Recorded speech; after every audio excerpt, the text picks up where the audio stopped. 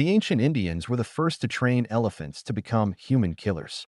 For several centuries, the giant animal was a high-performance tank, a dangerous fighter and a terror in war, until its opponents discovered its weaknesses and annihilated it.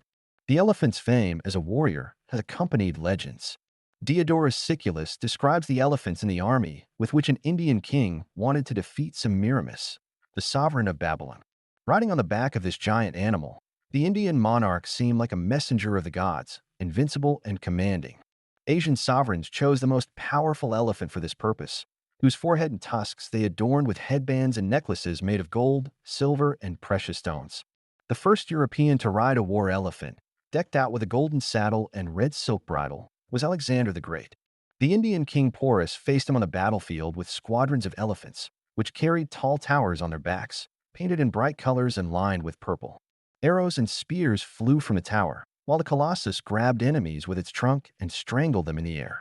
Historians of those campaigns say that, after his victory over the Great King, Alexander the Great captured all the elephants.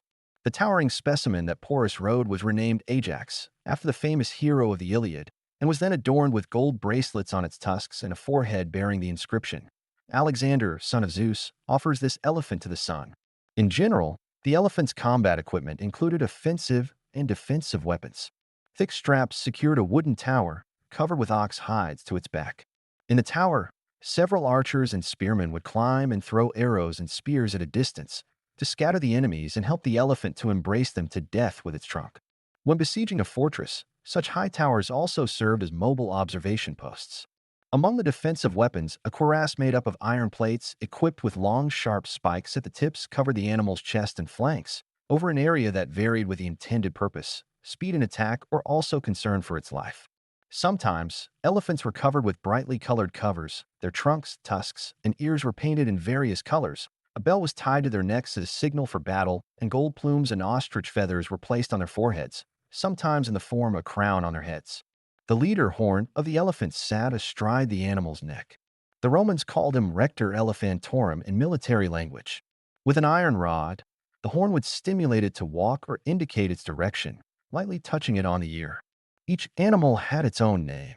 When the army was moving, the elephants would go in the rear, but when approaching the enemy, they would move in front, in a single line and at a certain distance, in order to widen the attack front and protect the infantry. On the sides of these squadrons of living tanks, detachments of spearmen and archers were arranged to increase the speed of advance.